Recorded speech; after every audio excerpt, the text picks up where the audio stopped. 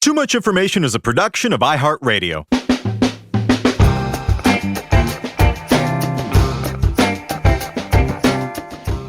Hello, everyone, and welcome to Too Much Information, the show that brings you the secret histories and little-known fascinating facts behind your favorite movies, music, TV shows, and more. We are your sultans of so what, the kings of crash, the colossus of clout, at least as far as useless trivia is concerned. I am Jordan Runtagh, a.k.a. the Great Jordino. And I'm Alex Heigl, and I did not write a nickname for myself. And today, we are recognizing the unofficial end of summer with one of the best summer movies of all time. I'm talking about The Sandlot, a movie about youthful friendship in an idealized version of the early 60s. It's the kind of movie that'll make you nostalgic for a childhood you probably never had, and probably no one ever had. And that's sort of the main point, as we'll discuss in this episode. In interviews, the writer and director of The Sandlot, a guy by the name of David Mickey Evans, frequently references a possibly apocryphal story of Walt Disney walking a bunch of dignitaries through a newly completed Disneyland in 1955.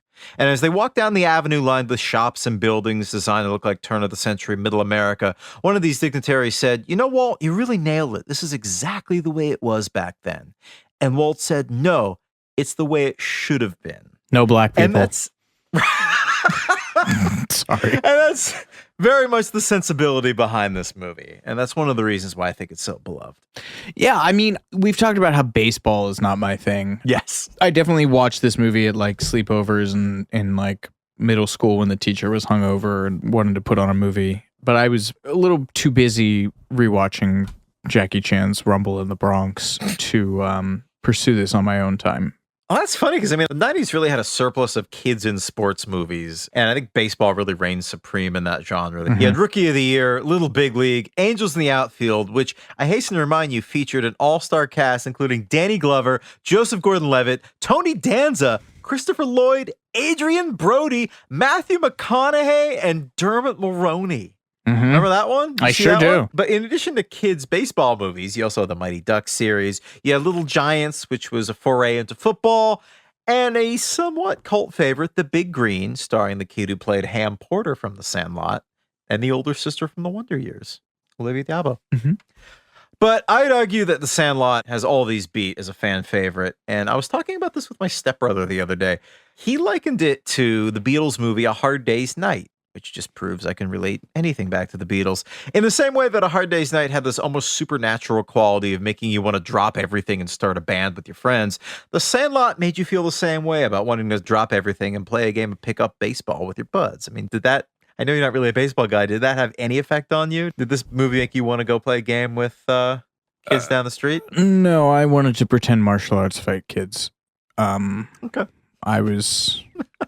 It was Power Rangers and Jackie Chan for me. I don't know. I miss this. Maybe we didn't have a baseball diamond near me. I don't know. I miss this. Not great American pastime. My ass. Well, I think the thing that's most interesting to me about The Sandlot is that it manages to avoid the old, tried and true sports movie trope. Probably best exemplified for our purposes in The Mighty Ducks, which I miswrote as The Mighty Dicks initially, which is, I guess, the porn movie version. You know, the whole trope of a ragtag group of misfits takes on the rich snobs. We get a little bit of that mid-movie in The Sandlot where they play the more professional team with, you know, the kids in the varsity jackets. But they move off that pretty quickly, which is a bold move. Because at its heart, The Sandlot is a movie about friendship and belonging and finding your people. You know, and maybe that's why it has the same pull as the Beatles movie. The camaraderie at its core is so strong. You want what they have. You want to be part of it. And many of the actors in the movie have gone on to say that they put Sandlot in a category with movies like Stand By Me and The Goonies rather than sports movies. And I tend to agree. Yeah, I would second that. You know what I just thought of when you said that was bigger for me was Karate Kid. Oh, yeah. Okay. That makes sense. That's a kid's sports movie. East Coast Italian guy who gets into martial arts and hates the rich people. That's my origin story, pal. Yeah. And I'm an indoor kid with social skills almost as poor as my sports skills. And this podcast is the story of our friendship. The subtext of this entire podcast is discovering things about ourselves through discussing pop culture. Well, Speaking of painful childhood memories, from the truly tragic childhood backstory that inspired this film in the first place, to the precedent-setting lawsuits sparked by the character of Squints, to the finer points of the vomit used during the chewing tobacco scene, the 6-foot-tall puppet required to create the beast, and what happened when they let Dennis Leary loose around a group of kids, here's everything you didn't know about The Sandlot.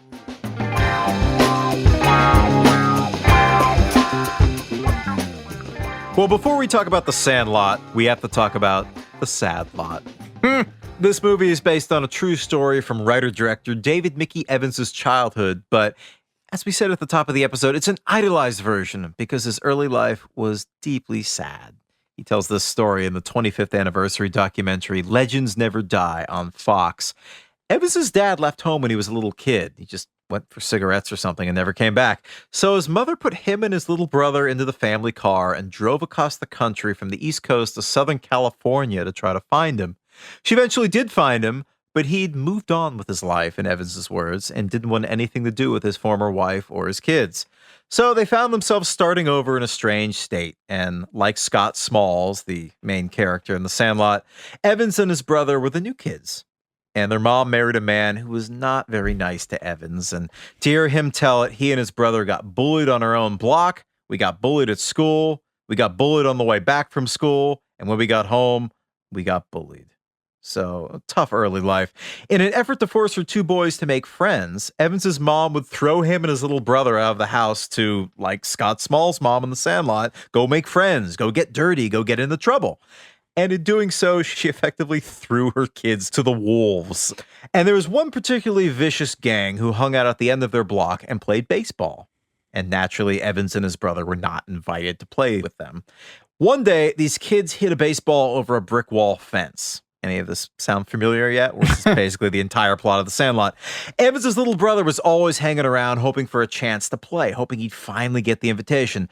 So they talked him into hopping the fence and getting the ball back for him. You know, go over and get the ball and bring it back, and maybe you can play with us. And this little kid was thrilled. This was his big chance to get on their good side and maybe, just maybe, finally make some friends. But when Evans' little brother hopped the fence, he was confronted with a massive, terrifying, ill-treated dog named Hercules, who chased him down and bit him quite badly. And as David Mickey Evans said, the boys all knew what was going to happen, and they laughed at his little brother as he was walking, bleeding back home. And Evans said, I really hated those guys for a long, long time into my adult years. I mean, until the baseball part, that's the plot of Karate Kid. Moves from Jersey to Southern California. He gets bullied. Yeah, man. Oh, man, I didn't even think of that. Rich text. Oh. But Evans would get the last laugh. By the early 90s, he was a hotshot screenwriter in Los Angeles, and he sold his script for a movie called Radio Flyer for over $1 million, making him one of the highest paid writers around at the time. Do you remember this movie? Nope. I remember Radio, the Cuba Gooding Jr. movie. No, different movie. Radio Flyer with Elijah Wood, Alec Baldwin, John Hurd, and an uncredited Tom Hanks as the narrator. Bing! This is, yes, we have our first Hanks connection, and I think our only one of this episode. This is another deep well of childhood sadness, and like The Sandlot, it borrows a lot from Evans' childhood. I remember this movie quite well. It was extremely upsetting. Young mother moves from the East Coast to the West with their two young boys, marries a man who turns out to be an abusive alcoholic who beats her kids behind her back, and the whole movie is spent with these kids scheming how to escape. It's one of the bigger bummer kids movies I've ever seen. Jesus.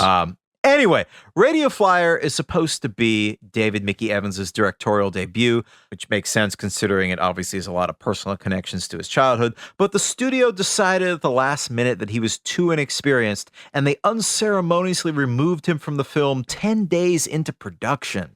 He was bummed, to put it mildly, and the director chair was given to Richard Donner, late of The Goonies, Scrooged, and the Lethal Weapon and Superman series, so he had some big hits under his belt. And Donner dispensed some hard truths to David Mickey Evans, wrapped in the guise of encouraging words, I guess. Everyone gets a second chance in Hollywood, but nobody gets a third chance. So the pressure was on for Evans to make his next film a good one. So he's racking his brain, trying to think of a movie idea that would be more suitable for a rookie director. In his words, a small, contained film with a limited number of locations, a limited number of characters, and a simple but clean idea. and he's stuck in LA traffic one day and he's bored. I'm thinking of the opening scene of La La Land. And he recalls the incident from his childhood with Hercules the dog and his little brother. And the plot just came out. One line, a bunch of kids during the summer have to get a baseball back from a mean dog.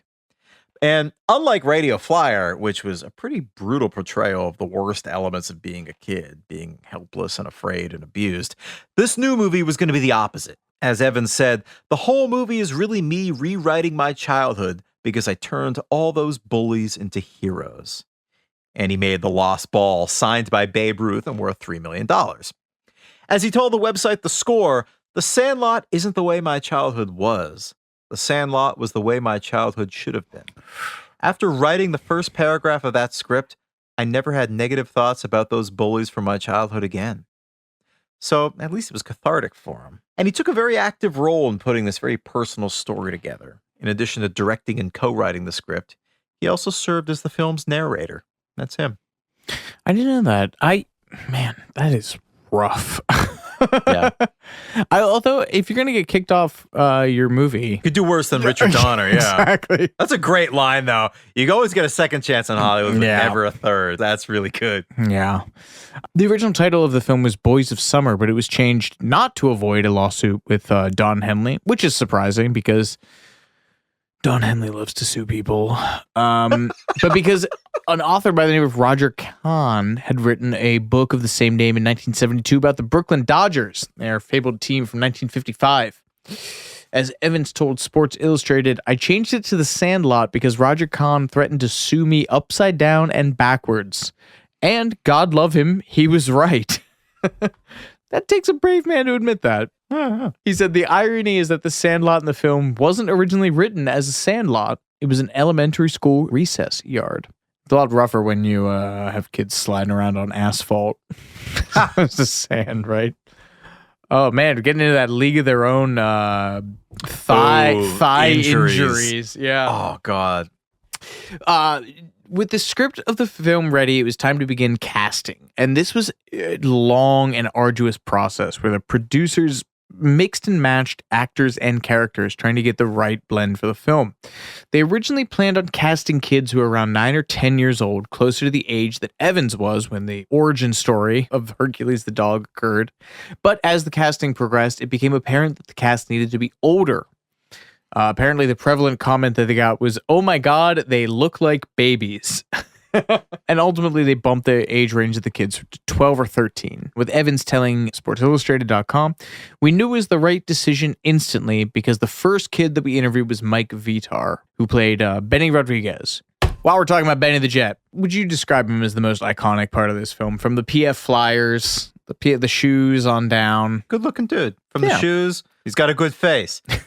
He's visited in his dreams by Babe Ruth, and ultimately he gets the happiest end. Would you say the happiest ending?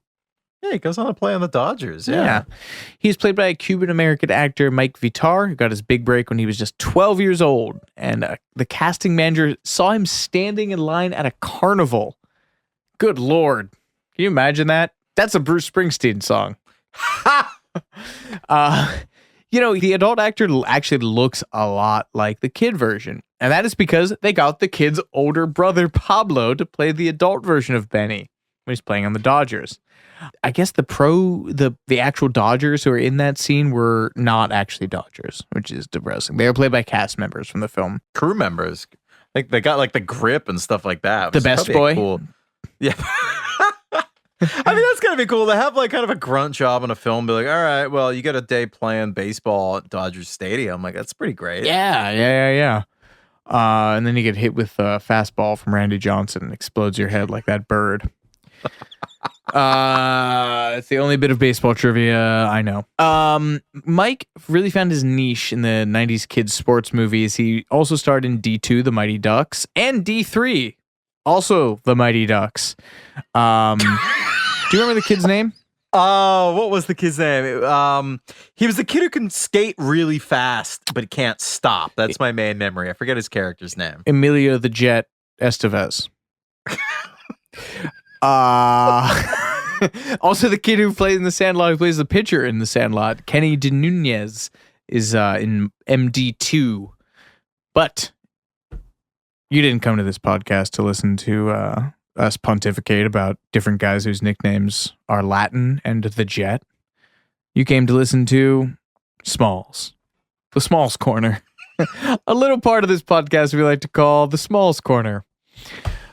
The star of the movie, undoubtedly, is an 11-year-old kid named Tom Geary, who won the role despite the fact it was one of the first auditions he had ever been on. He didn't even get the part originally. The role was between him and another kid, and he flew all the way back from LA to the East Coast, ready to give up on acting for good, and then the other kid fell through, and they called up Tom to the big leagues. Similar thing happened to the kid who played Yeah, too. He was a last-minute replacement. And to Ralph Macchio. Really? Nope, I'm making that up. Oh. The character of Scott, just tying everything back to Karate Kid. Scott Smalls, famously not a great baseball player before he's taken into a mentorship by Benny the Jet. But the actor Tom Geary was actually pretty good at baseball in IRL. We talked about in League of Their Own how some of the people had to dumb down in the racing scene, right? Isn't it Kit? Who plays Kit? Lori Petty. Lori Petty had to like run slower. It's than easier Gina to Davis. run slower than to like miss a ball that's going right for you. Like there's a scene when he gets hit in the face with a ball. Yeah, how do you fake that? Just eat it in the face. But yeah, he had to take lessons on it. You know, he was coached how to look. And like how to be bad. Yeah. He told Time Magazine, I know my little league coach was pretty upset when he saw the movie. But, you know, aside from that, he did bring a lot of himself to the role. He said, I remember moving when I was little, moving around, and it was hard for me to make friends. I think as an actor, you always bring a part of yourself into the role. So in order to establish the close bond between the actors of Benny and Smalls, David Mickey Evans, the director and writer, had the two actors meet and rehearse together weeks before the rest of the kids showed up to film. And it worked so well that the other actors playing the kids in the film thought that they had been friends for a long time. It's a good move. Yeah, it's smart. Probably the other nicknamed kid you can really think of in this film after the Jet and Smalls is Squints. How do you pronounce this kid's name? Michael Squints Palladorus. Palladorus. Played by, in the tradition of actors time immemorial, you get a Greek guy to play an Italian guy. Vice versa. Yeah. He's played by a kid named Chauncey Leopardi, which sounds like he belongs in one of our British niche music episodes. I think he was later on Freaks and Geeks. Oh, good for Chauncey. According to the actor who played Smalls, Tom Geary, nothing at all like the guy he played. He said he'd wear the nerdiest clothes and the thick glasses, and as soon as they would call rap, he'd be in humongous jeans down to his knees and a backwards hat and blasting gangster rap. So if that doesn't ruin your image of Squints, I don't know what will. Pair of Jinkos. But he was like his character in that, like Squints, he was kind of a, in your words, a bit of a horn dog. He was not above manipulating circumstances to get what he wanted. Apparently, in exchange for behaving himself on set, this kid Chauncey Leopardi demanded a copy of the current issue of Playboy from the DP on the film, director of photography. He's like 12. Anthony Richmond. Yeah. Who says he bought one on his lunch break for the kid. And he said everything was fine after that. This kid blackmailed the DP on his film for porn. That's a Bauer move. Leopardi would not confirm or deny this. He told The Score, I've heard that story before. I honestly don't remember, but it probably happened. Bribery is the quickest way to get to somebody's heart, right? Good for you, Squints. Good Lord. Yeah, all these kids are true characters, and they do such a great job of carrying off this movie that I completely forgot that Scott Small's parents are played by two serious heavy hitters. Karen Allen, who will forever be Marion Ravenwood from the Indiana Jones movies in my heart, and Dennis Leary. I completely forgot Dennis Leary was in this.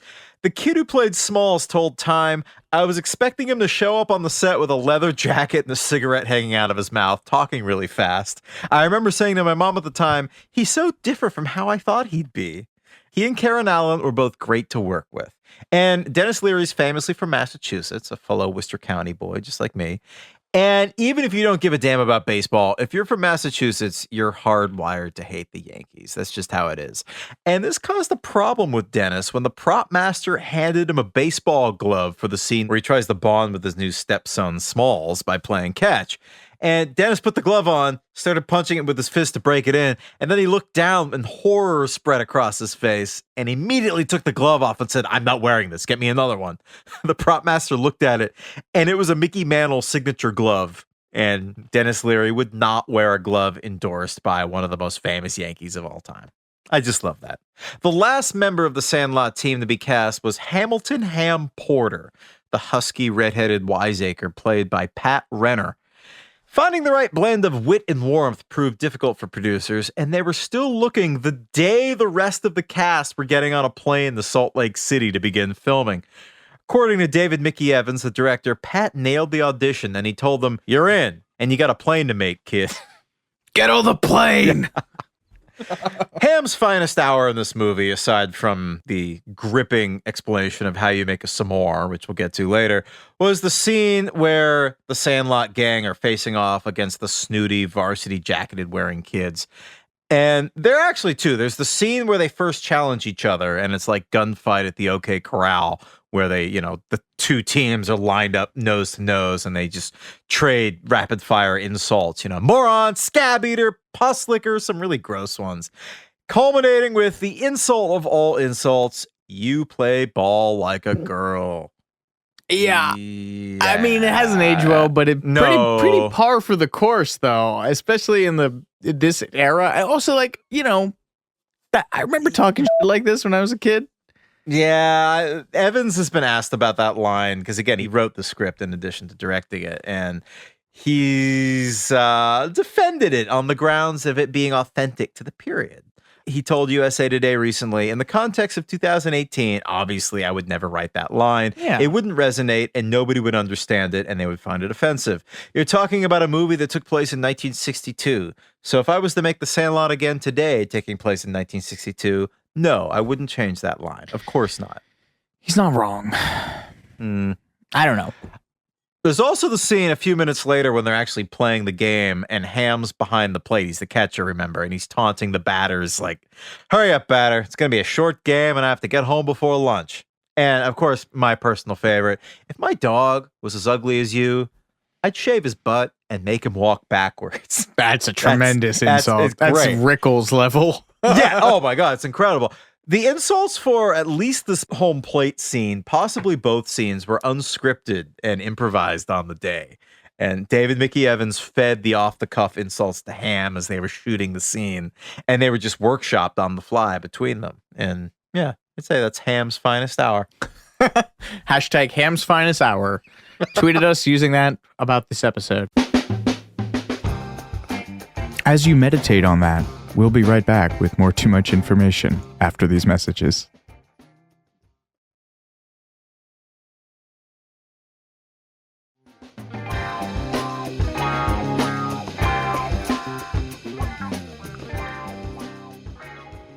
Everything on the set of this movie was man-made because even though it's set in Southern California, the San Fernando Valley, it was shot in Utah. Often called the San Fernando Valley of whatever Utah. Part of Utah. Yeah, I mean the tax break capital of this era of film, right? Like it's in the past 20 years. I have no idea. Well, in the past 20 years, it's been Georgia, right? It's like everything is shot in Georgia nowadays because I think this comes in with like legislatures and whoever like passed these really aggressive tax breaks and it becomes the place du jour to shoot. And they needed that because this movie was made for nothing. $7 million, which will get you like, what, a couple canisters of film on a Christopher Nolan shoot these days? Good Lord. And craft services if you're lucky. Yeah, they made the Sandlot out of an empty field on someone's private property and then built the backstop. Dirt, grass, trees, fences, Mr. Myrtle, the Timmons' house, both's backyards, and it never reverted from being private property. You cannot go there. You try and visit it in Utah, you find no trespassing signs posted everywhere, and apparently it has passed into local legend. The owner does not want you there. If you're a devoted Sandlot fan making a pilgrimage to Utah, out of luck. Don't do it. And, there were also houses completely surrounding the property. So unless you are actively courting the wrath of a Utah property owner, you can't see it. Sorry. They even built the trees on this. The treehouse scenes are such a big part of this film. That's where they make the erector set pieces to try and get one over on the beast. And they needed to actually they wanted to buy an actual oak tree for the film. But again, 7 mil doesn't get you a tree. You don't get a tree. It's not the budget. So these things go for like hundreds of thousands of dollars. To buy like 100-year-old oak tree, that costs apparently, according to interviews with David Mickey Evans, like $100,000. Yeah, and so one day one of the crew members was on his way to the production office when he saw a guy in his front yard, apparently kismet, about to cut down a massive oak tree in his yard. The beautiful century-old oak tree was starting to, as they do, cause problems with the foundations of the house. Once the roots get in there, you're just looking at all kinds of structural problems. You gotta take that guy down. And they needed to get rid of it. So the crew member asked if he could have the tree, and Salt Lake City's utility companies removed power and telephone lines so the tree could be hauled away in a flatbed, cemented to the ground.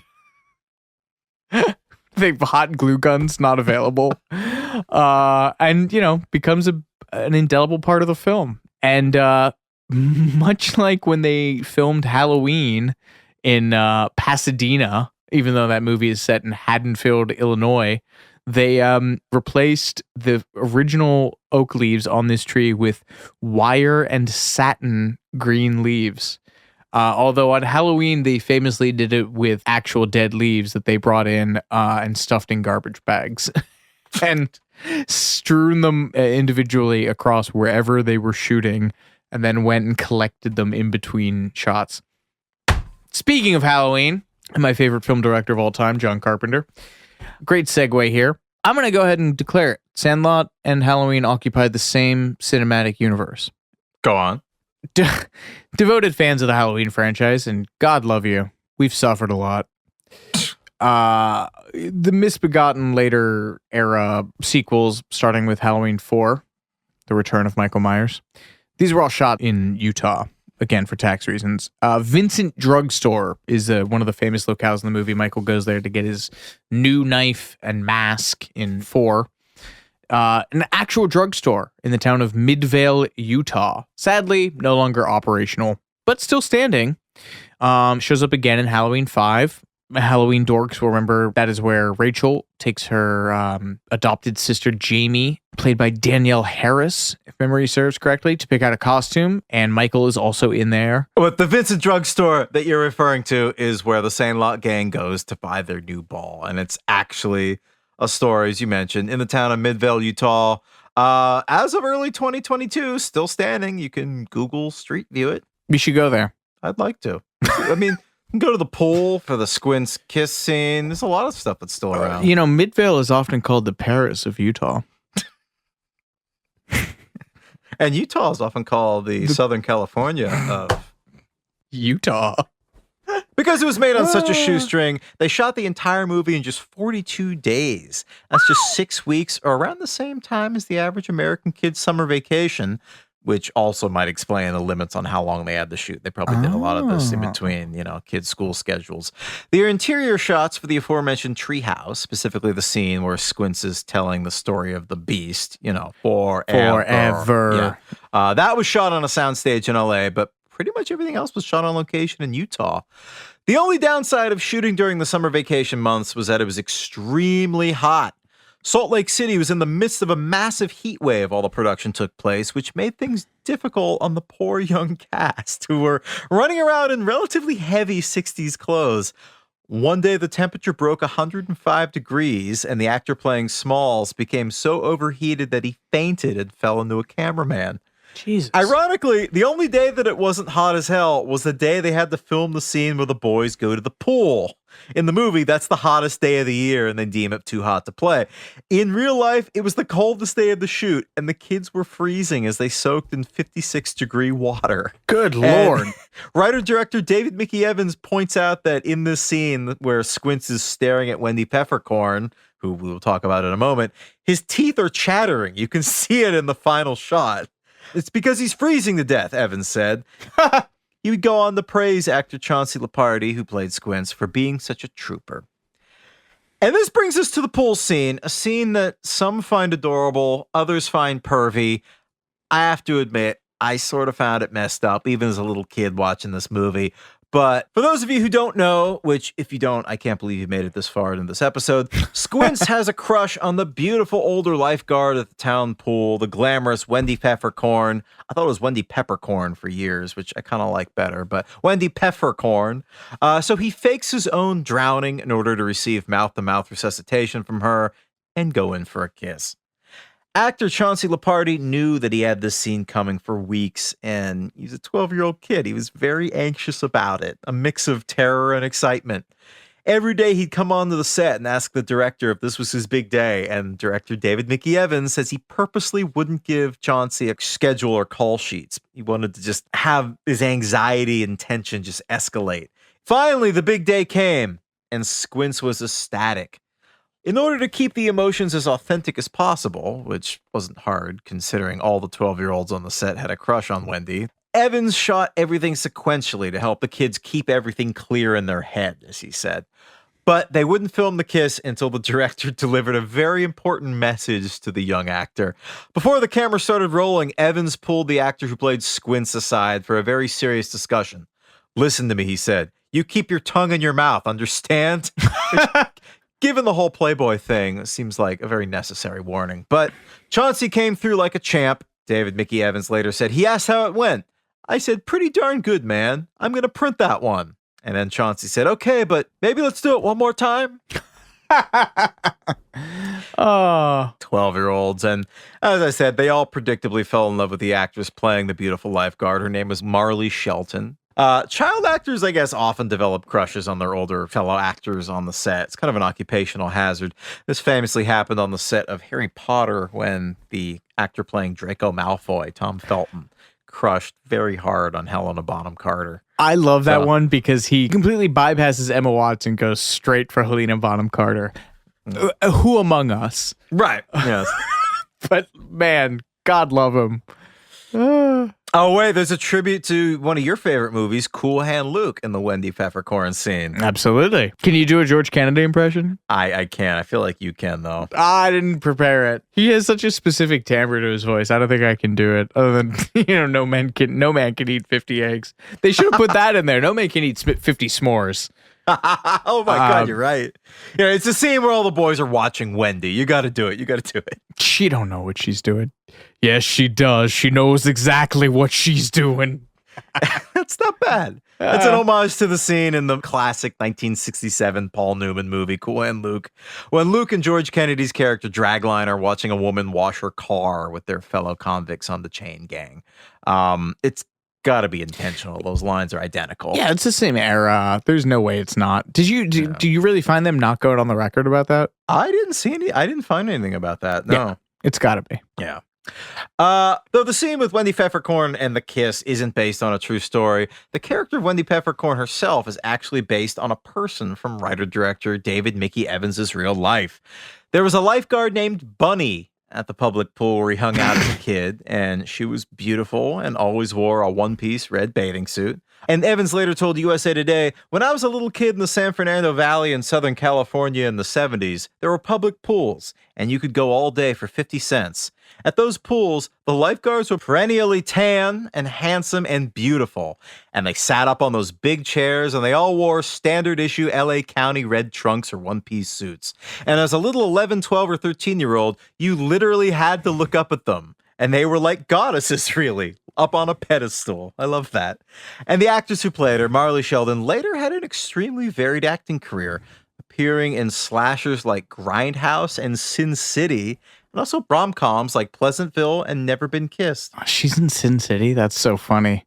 Yeah. All these San Fernando horn dogs making movies, man. Licorice Pizza is about Paul Thomas Anderson having a crush on the Heigl sisters' mom.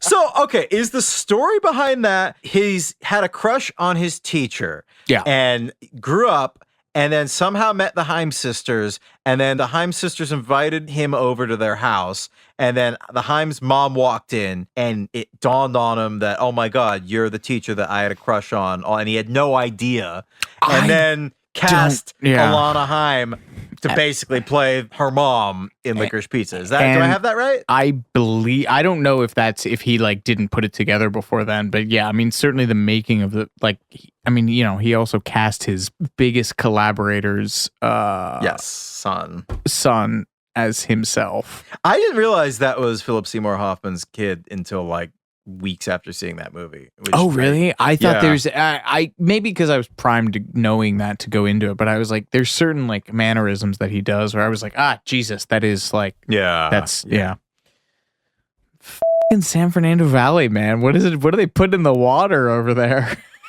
But as it turns out, Squints was also based on a real-life person, a classmate of writer-director David Mickey Evans. The real Squints was named Michael Polydoros, as opposed to Michael Pallidoris. Very, very slight name difference. A little too close, because the real-life Michael Polydoros objected to the way that he was depicted in the movie and actually sued 20th Century Fox for invasion of privacy and exploitation of his likeness. I guess in addition to the similarity of the names, part of the case involved the fact that he also wore glasses. However, had he won this case, he could have received damages and even a share of the film's profits, but the case was dismissed 2 years later after the judge ruled that there wasn't enough similarity between Polydoros and the fictional character of Squints, Polydoros, to justify the case. Plus, he waited like 6 years after the movie came out, so I don't know. Maybe they thought it sounded like kind of a cash grab. Yeah. This actually proved to be something of a landmark case because it set the precedent that movies could feature characters that were loosely based on real-life people. Robert Wyman, who represented 20th Century Fox, said that the court's decision, quote, should give motion picture and television companies a great deal of comfort when they inadvertently use someone's name or personal character traits in what is clearly a fictional piece. I guess the real-life Squints appealed the case all the way up to the California Supreme Court, which is impressive, but they refused to take up his appeal. Good Lord. Yeah. Unlike the Sandlot itself, which, as we mentioned, is private property, you could actually visit and swim in the very same pool used in this scene. It's the Lauren Farr swimming pool located in the town of Ogden, Utah. And it's actually a good 40 minutes from where the rest of the movie was shot in Salt Lake City. So bear that in mind if you're planning on taking a Sandlot pilgrimage. Plan accordingly. There's a song by the Drifters that comes on every time the gang encounters Wendy. There Goes My Baby, which is a Cat Stevens song, right? Or is that a different There Goes My Baby? That's a different There Goes My Baby, yeah. Son of a bitch. And also This Magic Moment. And This Magic Moment. That's the classic one. But probably the most memorable musical moment in The Sandlot, aside from the Ray Charles fireworks scene, is when the boys go to the carnival, eat a bunch of Big Chief chewing tobacco, aka chaw, go on the Twister ride, and lose their lunch all over the shoes of the fairgoers below, to the strains of the classic 50s sax instrumental Tequila by the Champs, also featured notably in Pee-wee's Big Adventure. Oh, yeah. In the bar scene. Yeah. Right. Yeah. Interesting they wanted to pick Wooly Bully by Sam the Sham and the Pharaohs, but poor Sam the Sham had fallen on hard times and was... Shaman doesn't pay what it used to. Trying to squeeze him for the licensing rights. And again, the cigar chomping executive was not having it. You don't get Sam. You get the Drifters. This scene required very little acting from these kids because the chew. Do you ever chew chewing tobacco? I can't imagine you've ever. No. You ever smoked a cigarette in your life, Jordan? No. Yeah, I can't imagine well, that. I grew up going to bowling alleys, and so I have I smell secondhand smoke and it like clears my head. Yeah. Like I love the smell of smoke so much. Yeah. So I'm also a man of who's ruled by their passions, shall we say. So I never went near it because I just felt like I would probably like it way too much. I've never done a single bit of chewing tobacco in my life. I can't imagine. The chew that they gave these kids was licorice and beef jerky. Huh. Chauncey Lepardi. Chauncey Lepardi. Squints. Hashtag Chauncey Squints Lepardi. Later told Yahoo Sports it was easy to act like you wanted to puke.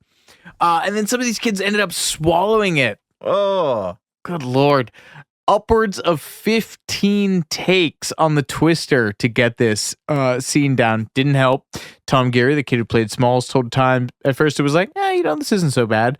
But by the 15th go round, it was like, this is getting a little ellipsis. End quotes. Some of them actually got sick while they were filming this, but fake vomit was a little more photogenic. So they went with I saw the dailies.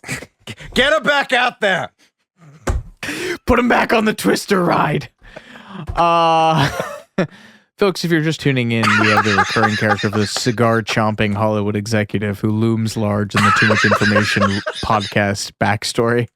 The time-honored tradition of using split pea soup for vomit, you'll remember that was famously used in The Exorcist, but they added little baked beans, oatmeal, and gelatin. Give it that heft. When it hits the shoes, it's got a splatter. Good Lord, that is foul. I just got a little rise in my throat at baked beans. Anyway, much like A League of Their Own, before shooting would even start, they had to make sure these kids could play ball. And, the whole thing about a sports movie is that if the kids whiff these shoots, you got to reset everything, not just line readings and lighting, but you got to reset the entire choreography of having this entire team running around. And then if you're going to cut around those kids, you have to do all these inserts of shooting the kids in close up or mids and then cutting around it and having, I don't know, like shoot one kid throwing and then shoot some other kid, catching it. And then, And again, the cigar chomping executive had slashed the budget to this to nothing. Craft services were literally just, beef jerky and licorice. So following the audition process, the kids spent 2 weeks in a baseball camp in California where they were taught how to hit, catch, and throw. Apparently, their coach for this camp, Daniel Zacapa, actually played Squint's grandfather in the flashback scene. We mentioned earlier the Ray Charles scenes. Ray Charles' beautiful rendition of America the Beautiful plays during the night game on the 4th of July. Fireworks are going up. And the scene features one complex shot. Benny the Jet hits a ball into the outfield where it rolls right in front of the camera lens, which was lying in the foreground of the shot. These days, they would just do that in CGI. But back in the 90s, they had to literally set up the camera and hit the ball to exactly the same shot, which they somehow managed to do on the very first take. In the annals of the great first take sports shots, I mentioned this in an earlier episode. I don't remember if you cut it or not. No, I kept it. Okay, in Alien Resurrection, the misbegotten fourth entry in the Alien franchise, directed by Amélie director Jean-Pierre Jeunet, Sigourney Weaver does a behind-the-back half-court shot and nailed it on the first take, and it ruined the take because everyone lost their And I believe, though, the insert that they use of Ron Perlman is his genuine reaction to that. Anyway, sorry. So it's this and Alien Resurrection. In the greatest first take sports shots of all time. They actually used a pitching machine, though. They cheated. Son of a bitch. I should have read that beforehand. That allows you to adjust the trajectory of a ball. I guess like the classic tennis ball serving machine that you see in a bunch of movies. But as David Mickey Evans observed, the odds of us launching a baseball 200 and some odd feet and having it land and roll right up into a camera lens are what? 10 million to 1? But the first take, it was perfect. That was really weird. Amen, buddy. The s'mores scene, on the other hand, pitched at the opposite end of the efficiency spectrum. The scene in which probably the most immortal line in this film, "You're killing me, Smalls." Oh, yes. before explaining what a s'mores is and how to make one. Seems like an easy scene, but it was actually one of the most difficult scenes to shoot because the kids couldn't stop laughing, much like this podcast. Tom Geary said it took about 12 takes because once one of them started laughing, the other ones just couldn't stop breaking. And if you look closely enough during that scene, you can see Mike Vitar in the background. AKA Benny. Yep, Benny. You can see this look in his eyes. It's like, please just cut away so I can burst. I can burst into laughter. It's like in Dr. Strangelove when Peter Sellers is doing his whole like Nazi salute thing with his arm and one of his hands is trying to strangle his own throat. The actor playing the Russian ambassador or diplomat or whoever it was behind him is in the final take of the movie. You can see he's like visibly laughing, and the actor who played him said like he can't watch the movie because it's just you don't totally notice it, but when you actually know that that's what's going down, you watch the movie now, it's absurd. Like this guy is clearly breaking character and just laughing at Peter Sellers going crazy, but Stanley Kubrick would let Sellers go. I was gonna say, I'm surprised Kubrick let that stand. You know, well, he loved those. Like, I mean, just all the energy of the first takes with Peter Sellers was what he went for. And then the more, because Peter Sellers could never repeat anything. That was his whole deal. So sure, Kubrick would have like 5 cameras set up to get coverage of everything Sellers was doing at all times, so that he only had to do 1-2 takes at most. And yeah, they just went with it. We're going to take a quick break, but we'll be right back with more Too Much Information in just a moment.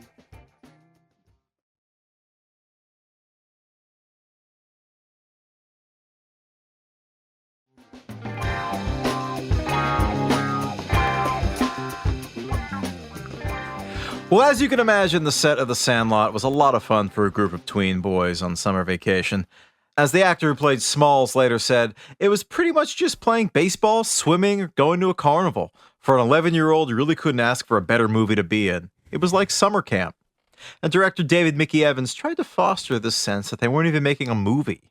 He later explained his MO, saying, they were just hanging out, playing baseball, and oh, there are cameras here. I tried to keep it loose and fun, like, pretend this is baseball summer camp, man. Don't act, be yourselves, and I'll take care of everything. And that's how we did it. He likened it as like chasing squirrels and herding cats, which a bunch of 11, 12-year-old boys, I am sure. Yeah. But being 12-year-old boys, they got up to a certain amount of mischief. The Playboy story with Squints sort of sets the tone for this one. During the 25th anniversary cast reunion on ESPN, Marty York, the kid who plays Yaya, recalled that Tom Geary, the actor who played Small's older brother, offered to sneak them into a showing of the R-rated Basic Instinct starring Sharon Stone. The viewing was quite memorable for the young actors. Victor DiMattia, who played Timmy, described it as, quote, a big moment for a 12-year-old. Movie would have blown my damn mind if I saw it. It's just been like catatonic, like Vincent D'Onofrio in Full Metal Jacket, just staring into middle distance, glazed look in my eye. To bring it back to the Kubrick reference. Yes. And a third Kubrick, another Doctor Strange. We're bringing it back. That's a Kubrick reference within a Kubrick reference. That is right. James Earl Jones, who plays Mr. Myrtle in Sandlot, was in Doctor Strangelove. Wow, you're absolutely right. James Earl Jones, what can you say about the man? The kids on the set were blown away at the opportunity to hang out with Darth Vader himself. Darth Vader, at least yeah. the voice of Darth Vader. Did you know that James Earl Jones overcame an incredibly difficult stammer and he basically refused to speak for years as a kid? I didn't. Now he's like one of the most beloved voices of our time, him and Morgan Freeman. Incredible. I didn't know that until researching this. Anyway, he was on set to play Mr. Myrtle, the owner of The Beast, a.k.a. Hercules, and a former pro ball player who knew Babe Ruth. The kid who played Tommy Repeat Timmons, a guy by the name of Shane Obazinski, I think I got that right, told the Sports Daily, we all knew who he was, so there was that anticipation of meeting Darth Vader. I believe he was only on the set for a day, so we all had a moment where we got to meet him during lunch hour before shooting. And shockingly, James Earl Jones was a last-minute addition to the cast. In fact, they were 2 weeks into shooting and they still didn't have an actor to play Mr. Myrtle, which I guess their shooting schedule, meant that it wasn't a problem, but seems like cutting it kind of close. Holy shit, who else would have been in the running, man? I don't know.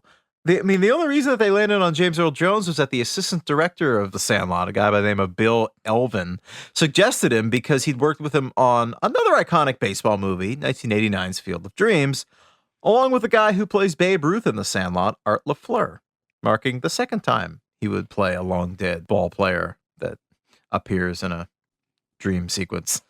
And it's hilarious to me that James Earl Jones is in two of the most beloved baseball movies of all time, Field of Dreams and The Sandlot, and he doesn't really much care for baseball, much like you. He told the website Michigan Live recently, "I was not into baseball. The only Major League Baseball game I ever took my son to was out at Anaheim. It was a nice day, and that's what was important." I love this lukewarm description of going to a baseball game. I sat there. Baseball slow enough that when the flock of birds came over, you could look up at them and just enjoy the day. Oh, man, I had no idea I had this much in common with James Earl Jones. You just go to baseball games, look at a flock of birds flying overhead. Yeah, so baseball's not really his thing. So I guess despite being a meso on baseball, he agreed to take the gig, and David Mickey Evans has said that the character of Mr. Myrtle was written with no ethnicity in mind, but it was James Earl Jones himself who suggested that he have a backstory as a former Negro Leagues ball player. And the hat that the pitcher, Kenny DeNunez, wears in the movie bears the logo of the Kansas City Monarchs, and they were a Negro League team active from 1920 to 1965. Mr. Myrtle, James Earl Jones, famously the owner of the dog known as the Beast, which we later find out at the end of the movie that its real name is Hercules, which Just is like the name, real dog. Name of the real dog that bit director David Mickey Evans' little brother. Hercules, for anyone who didn't grow up watching Kevin Sorbo, large man in Greek mythology, with the strength of several men. Fitting because the dog that portrayed Hercules was not real. It was a large puppet. So big that it towered over the child actors, and it was built by animatronics designer Rick Lazzarini, who designed costumes for Spaceballs. I bet he did Pizza the Hut, probably, Pizza the Hut, right? Yep. I think so. One of the only scenes in which Hercules was a real dog, or actually two dogs, two English Mastiffs, which are these enormous, terrifying bulldog-like dogs that, I mean, it's like a bulldog and a Saint Bernard put together. Yeah. These things weigh like 200 pounds. And it's when he hugs Smalls after he's freed from the fence that falls on him when they're recovering the Babe Ruth ball. And, you know, Hercules slobbers all over Smalls. But getting the dog to kiss on demand was difficult. So they got around this by putting what Geary described as a whole jar of Gerber baby food on the side of my face. Quote, "That dog had a field day on my face." They used a real dog for some of the shots in the chase scene where Benny and his pair of PF Flyers sprints through the town with the Beast and Hercules in hot pursuit. Evans said this scene took a week to shoot for all the reasons that you would expect. The classic W.C. Fields quote comes to mind here: "Never work with children or animals." And the scene, you know, they chase him through a lot of, I guess, Salt Lake. No, was it Salt Lake City? No, Salt Lake City, yeah. Yeah, they chase him through the beautiful downtown of Salt Lake City, famously known as the Paris of Utah. The English Mastiffs, as a 200-pound dog would in Utah summer, like to sit around nice, cool places and take up space in snore, according to Evans, which, yeah, 110 degrees. They probably didn't want to do a lot of running. It's funny to think that this chase scene was actually harder than shooting a fake game in a Major League Baseball stadium, but it was. In the flash forward ending of the movie, we see that Benny has grown up to become a professional baseball player for the Dodgers, and Smalls becomes a sportscaster. The filmmakers wanted to film this scene at Dodger Stadium, but there was a problem when they couldn't get the request approved. But thankfully, cinematographer Anthony Richmond, the guy who I believe purchased the Playboy for Squints, was apparently friends with the team manager Tommy Lasorda, who pulled some strings and ultimately managed to secure a date for the production crew to film the sequence. And when Benny the Jet is shown all grown up and playing for the Dodgers, he's wearing number 3, the same number that Babe Ruth, who appeared to him in a dream sequence in the movie, wore when he played for the Yankees. I thought that was nice. And now, for this episode's It Belongs in the Museum segment, In the final scene of the movie, you'll notice that the adult Scott Smalls is wearing the distinctive baseball cap he wore as a child at the start of the movie, the ugly one with the trout on it that Benny the Jet told him to burn because it was so hideous. Apparently, he didn't take his advice because he wears it at the end of the movie when the adult Benny steals home at Dodger Stadium and he's working as a sports announcer. The sheer randomness of that hat and its ugly fish logo has made it kind of a crucial part of the film's lore among fans. And also with Tom Geary, who played Child Smalls. He says that he desperately wanted to keep that hat, telling Time magazine in 2013, "I love that big-ass ugly trout hat. It was a gross hat. I was looking for it a while back, and my parents called up Fox because I couldn't take it with me when we finished shooting because the sports announcer needed to wear it," the guy who played the adult's version of Smalls. "But they called up, and I guess it had been misplaced at the wardrobe place at Fox. So if anyone finds that hat, tell them to email me. I'll pay top dollar for it. Well, some money at least." This was in 2013, and I don't believe there's been an update so far. Small's big-ass ugly trout hat was among the material that was lost during the Universal Studios fires. I would do a quick sidebar on PF Flyers if I can. Yeah. PF Flyers, invented in part with BF Goodrich of the Tire Goodriches. And PF Chang's. Do you know what PF stands for? No. Posture Foundation. No way. That's so not cool. I would have thought it was be like pushing fast. So obviously anyone with eyes can tell that these look like Chuck Taylors, right? Yeah. So these were designed in 1935. Did they predate Chuck Taylor's? Or Converse, rather? Are they the Hydrox of the Converse Oreos? Yes, actually they are. Because in 1970, Converse bought out PF Flyers. And this led to a monopoly in the shoe market. And in 1975, they were split by an antitrust lawsuit. Yeah, and let's see what else we have. 1958, Bob Cousy of your beloved Boston Celtics, the first athlete to be endorsed by a shoe brand. That was 1958. What? PF Flyers. Yeah, by the 60s, they had 1/5 of the canvas sneaker shoe market in the U.S. So yeah, it's funny to me that growing up with Chuck Taylor's being like the hot, cool canvas shoe, being like, what the hell are PF Flyers? But they came first. And then Converse bought them, and then they got broken up by an antitrust lawsuit. Love that. In addition to falling out of contact with the ugly-ass trout hat, he also fell out of contact with his Sandlot castmates. Like summer camp friends, they lost touch with one another. Smalls later said, "I was the only guy from the East Coast, except for Shane, who played Tommy Timmons, who was from Florida, so I never really kept in touch. For a few years, we'd do Christmas cards, but yeah, never really kept in touch, which is a shame."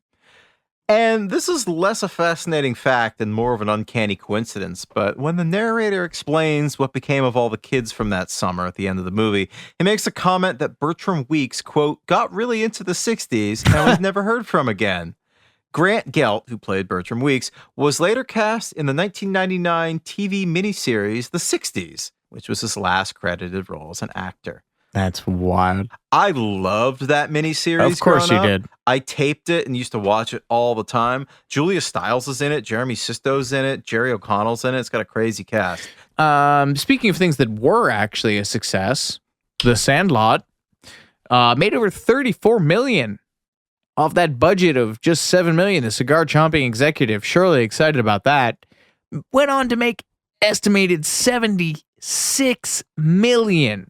Holy almost 11 times its budget and home release. That is wild. Yeah. But, going back into the reviews, not a unanimous decision. Roger Ebert gave it 3 stars, comparing it to A Christmas Story. Yeah. Incisively saying both movies are about gawky young adolescents trapped in a world they never made and doing their best to fit in while beset with the most amazing vicissitudes.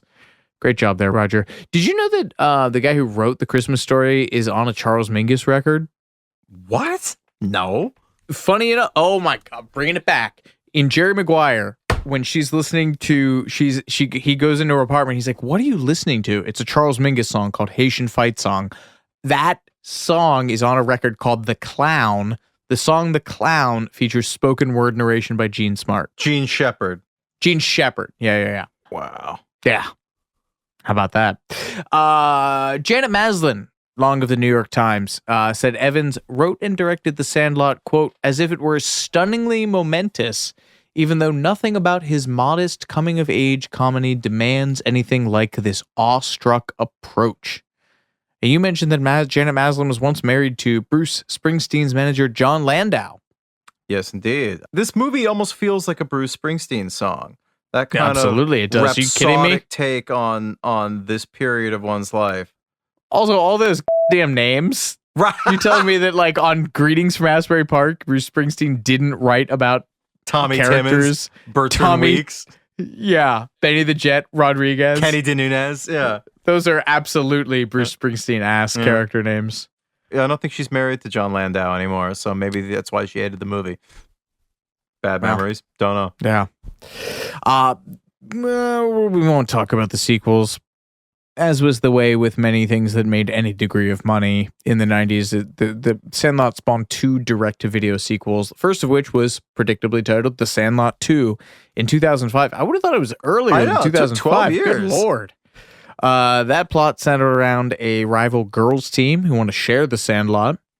And it went back to the well for the idea of a terrifying dog who lives beyond the wall that separates the Sandlot from Mr. Myrtle's house, although they call the dog the Great Fear. I think the movie was set in the late 60s, so that has more of a 60s style name.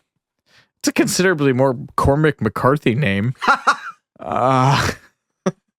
Not a single member of the original cast appeared in the film. Tom Geary played Smalls, said he was never even contacted about signing on for these.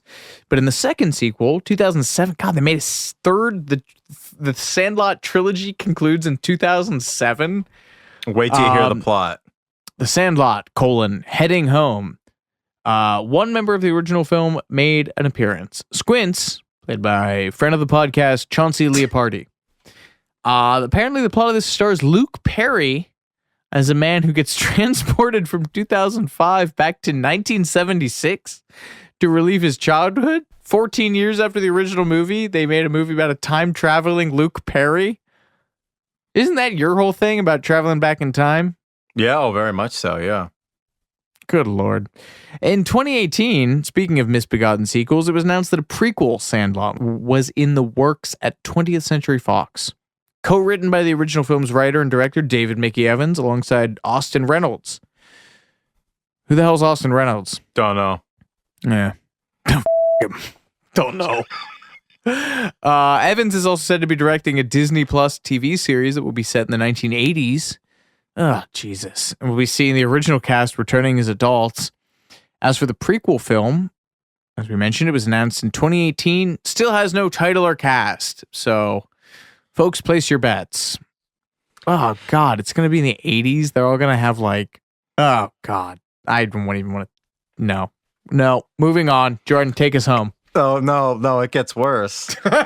As if the possibility of ill-conceived remakes and prequels aren't bad enough, I have worse news for Sandlot fans. If you want your memories of this film and the characters to remain pure and unsullied, I suggest you stop listening right now. We'll catch you next time. The rest of you, proceed at your own peril. I got bad news about some members of the cast and some misfortunes that befell them, mostly self-created, in years to come. We will start with Tom Geary, who played Smalls. He had a fairly active career as a child star. He played Matthew Turner in the Lassie movie in 1994, the year after The Sandlot came out. In later years, he had bit parts in non-kid-friendly movies like EU571, Black Hawk Down, Mystic River, and The Revenant. In an interview he did a few years back, he talked about working in a hospital as a patient transporter in between acting gigs to support his 3 kids. And it's in the town where he grew up, so a lot of people know him, and they affectionately refer to him as Smalls, which I think is adorable. He said, I've come to kind of embrace it. If you can't beat him, join him, So that's cute. But then, in 2013, he was arrested for headbutting a cop. That's a Springsteen song. Yeah. That's or an M. Night Shyamalan twist. But It went down as he was preparing to board a United Airlines flight out of Houston's Bush Intercontinental Airport when he was deemed, quote, too drunk to fly, according to TMZ. Who among Airport us? police were called in to take him into custody, but he didn't want to go quietly. He reportedly became, quote, belligerent and verbally abusive towards the responding officer. According to Ace Showbiz, Geary tried to kick the officer in the face before ultimately headbutting him. He was subsequently arrested and booked on a charge of felony assault of a police officer. He was later released on his own reconnaissance after posting a $5,000 bond, and he was, quote, notably absent weeks later when the other Sandlot alums reunited to celebrate the film's 20th anniversary. Bummer timing. Maybe he was going out on a press tour for it or something. It gets worse. I have even worse news concerning Benny the Jet Rodriguez. The actor who played him, Mike Vitar, took a job as an LA firefighter. However, he was placed on 6 months unpaid suspension in early 2017 after facing felony assault charges for his involvement in the beating of a grad student. It went down on Halloween 2015 when Mike and several other firefighters confronted 22-year-old Samuel Chang, who was handing out candy in their neighborhood to trick-or-treaters. Chang claimed that kids couldn't come to his parents' house in a gated community, so he walked down the street handing out candy as he went, dressed in a mismatched Halloween costume that included a Dracula mask and a white Mickey Mouse glove. Okay, that's kind of scary. The off-duty fireman approached him and asked to know why he was there. They also asked, for some reason, if the candy was laced with drugs. I don't know why they would suspect that. Chang took out his phone and made videos showing the lead fireman dressed in a He-Man costume with bulging fake muscles, repeatedly asking Chang why he was on, quote, their block. Chang told the police that he smelled alcohol on all the men's breath.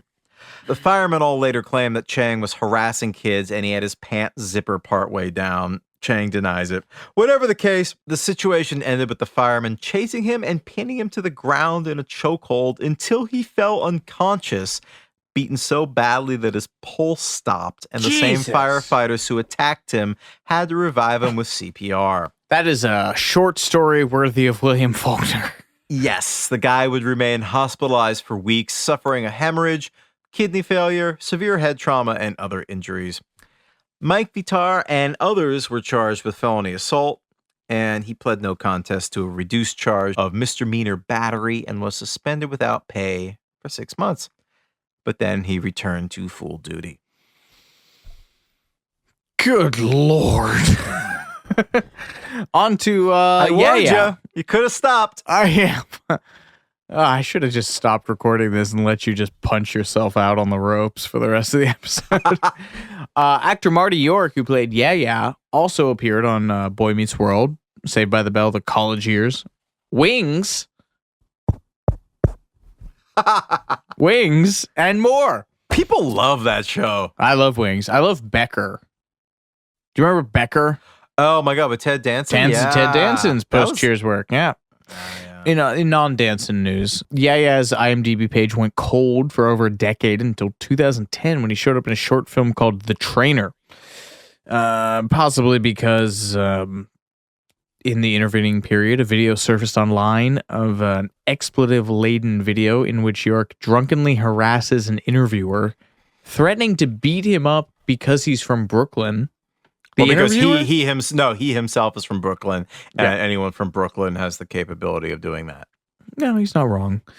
Repeatedly, Benson Hurst, repeatedly lifting up his shirt and yelling Yahtzee. You got to see this clip. It's like bootleg The Situation. It's not nice. He was also arrested for domestic violence in 2009. So, oh boy. Not nice. Yeah, here we go. Keep rolling. Ham, your beloved Ham. Thankfully, he had a slightly happier ending. He played basically the same character in The Big Green with the kid who played Squints. Patrick Renna has gone on to have a steady acting career, appearing mostly on television. He's been in shows like Home Improvement, Boy Meets World, ER, and The X-Files. Off screen, he is very active in Scientology, which, for reasons of personal safety and legal, we will not comment further on. He helped find the church's Los Feliz mission a new home in 2013, saying the building would, quote, help the individual change conditions and live a better life. So there's that. Boy Meets World, funnily enough, is basically a post-Sandlot grad program welcoming veterans like Patrick Ham-Renna, Chauncey Squints Leopardi, Marty Yaya York, Brandon Kenny Janunez Adams, and Grant Bertram Weeks Gelt, as well as the late Art LaFleur, who you remember played the late Babe Ruth, the Great Bambino in the Dream Sequence. So if you're feeling nostalgic about The Sandlot, simply watch the entirety of Boy Meets World. Yes. Yes, we are not going to dwell on the bad. Like The Sandlot, we're not going to focus on the world as it is, but the world as it should be. This beloved film is a high point in the lives of all who worked on it. In numerous interviews, pretty much all of the cast have described the production as the best summer of their lives, and it continues to touch people to this day, nearly 30 years later. For the 20th anniversary in 2013, fans rebuilt The Sandlot in the privately owned field in Utah, and many of the actors made a pilgrimage to the site for a special anniversary screening on the exact field where they filmed it. I think that's so cool. Yeah. David Mickey Evans, the man who drew on his traumatic childhood to create this cherished movie, was moved to tears by the outpouring of support from the community. The outpouring of support he didn't have as a kid. He said the film, The Sandlot, was made with the same amount of love that the people have for it, before adding, it was the greatest summer of our lives. Oh. And I think that is the perfect way to say farewell to this summer. I hope it was a good one for all of you, with many more ahead of you. You are, in fact, not killing me, Smalls. Folks, thank you for listening. This has been Too Much Information. I'm Alex Heigl. And I'm Jordan Runtagh. We'll catch you next time.